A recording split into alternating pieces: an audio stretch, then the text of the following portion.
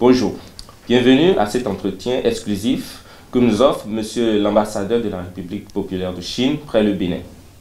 Avec lui, nous allons discuter de plusieurs sujets. En premier lieu, nous allons discuter de la coopération sino-béninoise. Après, nous parlerons du fameux projet La Ceinture et la Route. Puis, en dernière position, nous aborderons les 110 ans de la République populaire de Chine. Monsieur l'ambassadeur, bonjour. Bonjour. Aujourd'hui, ça fait environ 47 ans que le Bénin et la République populaire de Chine coopèrent, collaborent dans plusieurs domaines. Quel est l'état de ces relations entre le Bénin et la Chine aujourd'hui? Alors, comme vous le savez tous, que la Chine est un pays ami ancien de longue date du Bénin. Les relations politiques sont très fermes. Pendant les 47 ans dont vous parlez, il n'y a aucun nuage politique dans les relations bilatérales. Les échanges entre les responsables d'État sont fréquents, mais dans le domaine de la coopération économique, nous avons connu une coopération riche, variée, fructueuse et bénéficiaire directement au peuple. Il faut dire que on peut même dire que nous sommes entrés dans la meilleure période de la coopération bilatérale entre la Chine et le Bénin. D'accord. En matière de coopération, quels sont les domaines que vous avez déjà scrutés au Bénin? Quels sont les domaines de coopération qui sont déjà en plein essor au Bénin? Je dois citer d'abord la construction infrastructurelle. Oui, oui, surtout. Nous sommes aussi un pays en développement. Nous connaissons parfaitement bien ce dont a besoin les pays en développement.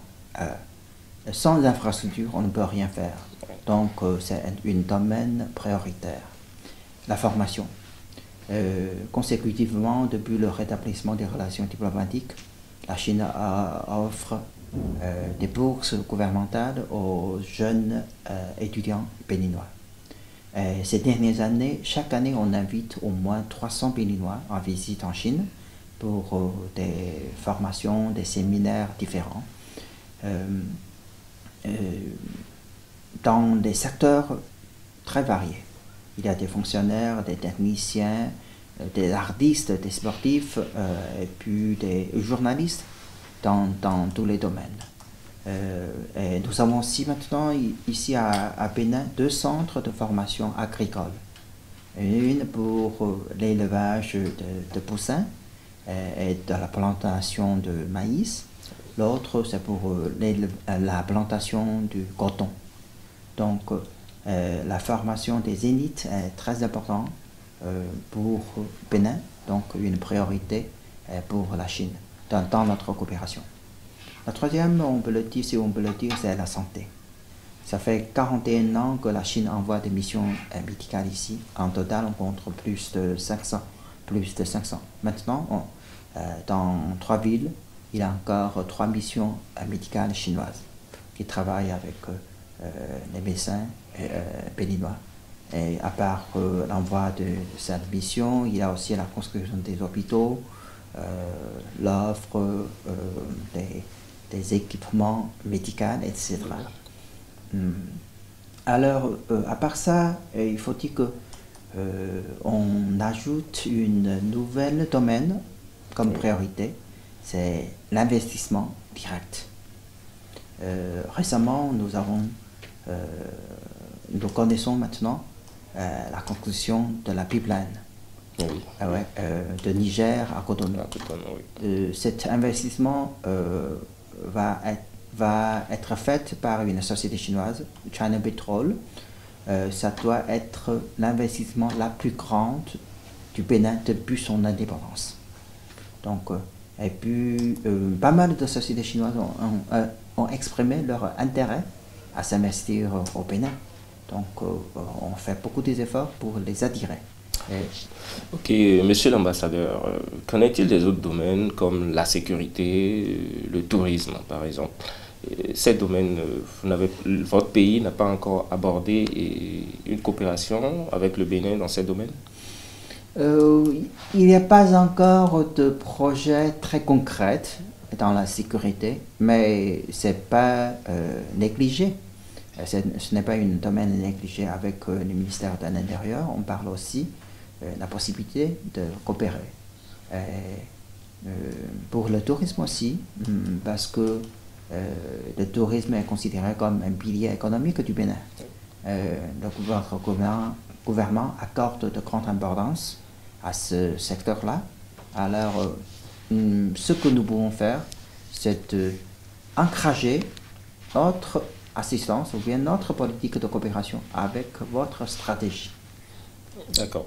Alors, on dit souvent que la Chine, c'est un pays de technologie. Et c'est vrai, avoir un peu aujourd'hui le développement de la 5G et par Huawei et un nouveau système d'exploitation que Huawei est en train de mettre en place. Alors, dans quelle mesure la Chine apporte cette technologie ou aide le Bénin, par exemple, à avoir accès à la technologie, vu qu'aujourd'hui, le Bénin est en train de rentrer dans une nouvelle ère du digital. Alors, pour le transfert de technologie, avec nos frères africains, nous sommes pleinement ouverts dans tous les secteurs, pour la construction, pour la technologie de télécommunication, etc. Donc, oui, il faut apprécier la politique béninoise dans le développement numérique et de digitalisation. À part Huawei, il y a encore d'autres sociétés. D'abord, je pense que la formation des jeunes élites est très importante. Huawei récemment a un projet. Chaque année, il choisit des jeunes élites dans ce domaine de TIC et pour envoyer en stage en Chine dans leur société. Et certains sont recrutés par leur société ou bien sont recrutés par les autres sociétés internationales. Alors, ça c'est important. Et puis, dans le domaine de formation, on invite aussi des élites dans ce domaine des Béninois à visiter en Chine, à suivre des formations avec les autres acteurs de la technologie. Oui, c'est ça. Avec les gens venant des autres pays. Parce que ce secteur, il faut dire que le marché chinois est le plus dynamique maintenant dans ce monde. Oui, ça c'est vrai. Ok, nous allons aborder un autre sujet, le fameux projet, la ceinture et la route, dont le président chinois, M. Xi Jinping, parle beaucoup. Alors, le commun des Béninois ne connaît pas, ou disons le commun des Africains n'a pas encore intégré vraiment ce projet dans sa tête. Et dites-nous, la ceinture et la route, c'est quoi? Alors, la ceinture et la route a été lancée, comme vous le dites, par le président Xi Jinping en 2013. Oui. Alors, elle comporte deux éléments. Un premier élément, c'est la ceinture économique de la route de la soie. La deuxième, c'est la route de la soie maritime du 21e siècle. La première, il s'agit d'une route terrestre. Il s'agit d'une ceinture des pays riverains de l'ancienne route de la soie, la coopération entre la Chine et ces pays-là. La deuxième, c'est la coopération entre la Chine et les pays riverains de la route maritime de la soie, c'est-à-dire de l'Asie Sud-Est jusqu'à Moyen-Orient, etc. Mais ça, c'est au début. Pourquoi on dit initiative? Parce que cette initiative est plutôt une réactualisation des inspirations laissées par l'ancienne route de la soie. Oui. La route de la soie, ça fait déjà 2000 ans. Oui. C'est une route de paix, de commerce, et une route pacifique. Alors, ce que nous espérons, c'est d'aspirer l'esprit laissé par la route de la soie pour résoudre les problèmes et les difficultés que l'humanité fait face aujourd'hui. Et pour faire réaliser la rêve des peuples participants, des pays participants, du développement, de la prospérité, de la paix aussi. Donc l'objectif de ICR, Initiative Ceinture à Route, ICR, consiste a axé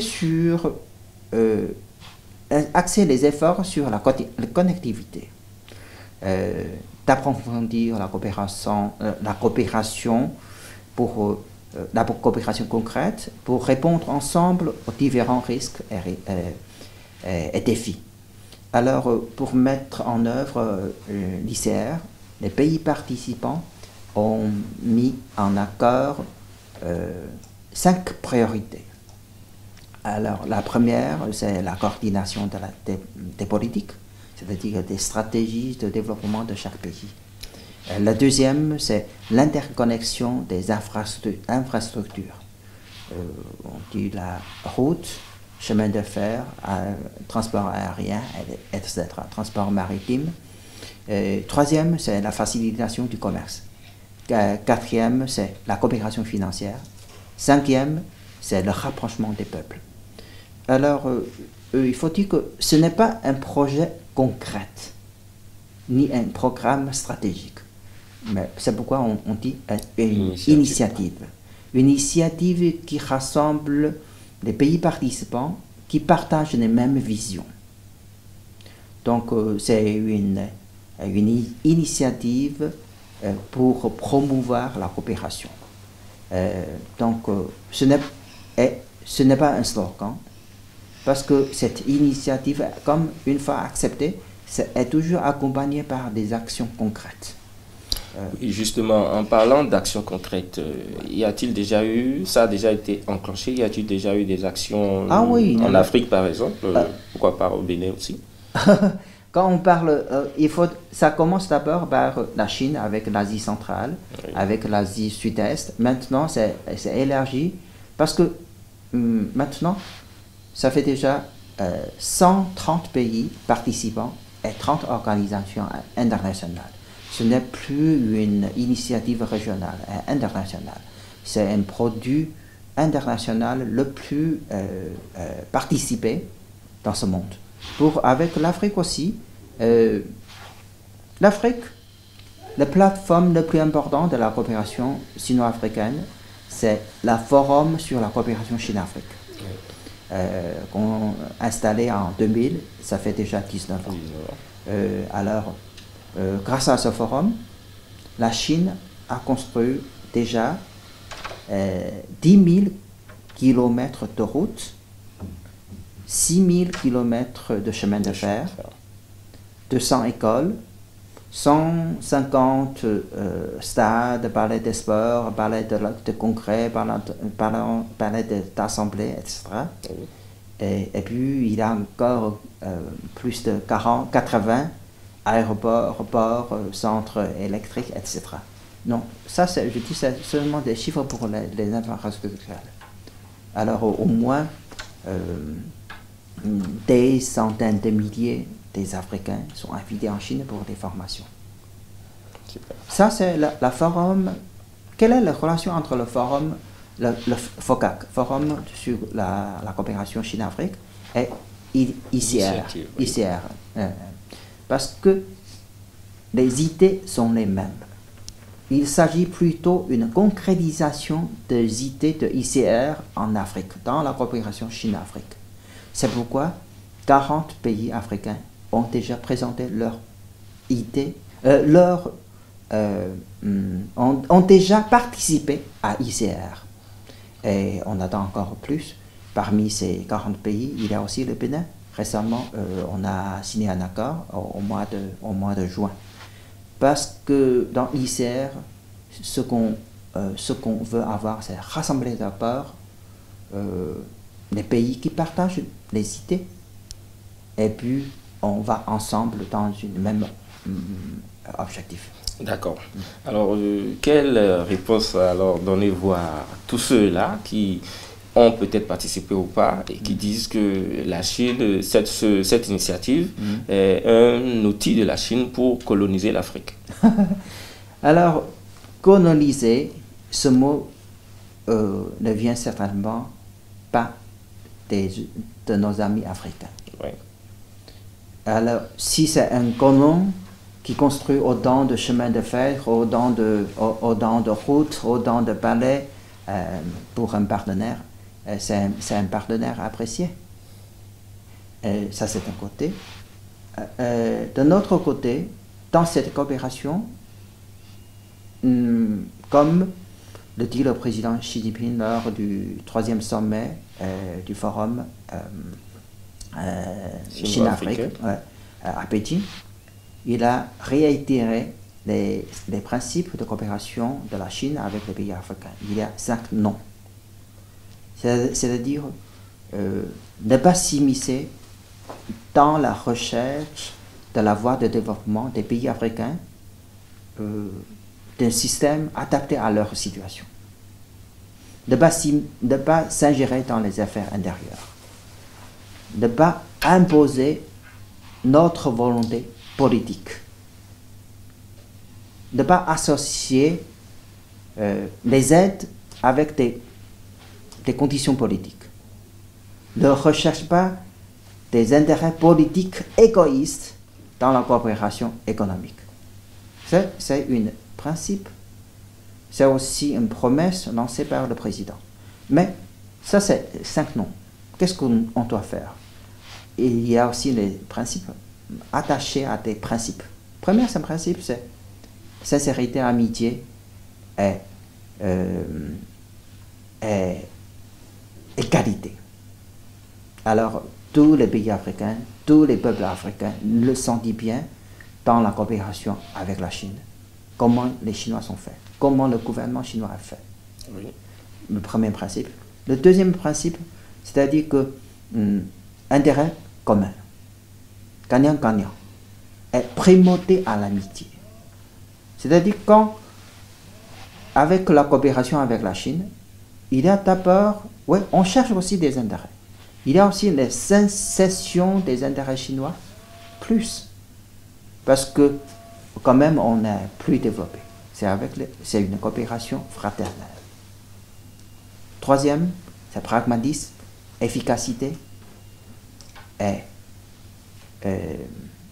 intérêt commun. D'accord. Alors, il y a aussi le quatrième, c'est ouverture et inclusivité. C'est-à-dire qu'on est pleinement ouvert à la participation des autres. Si on dit comme ça, coloniser. Il faut peut-être changer le concept de colonisation. Ça c'est vrai, ça c'est vrai. D'accord, monsieur l'ambassadeur.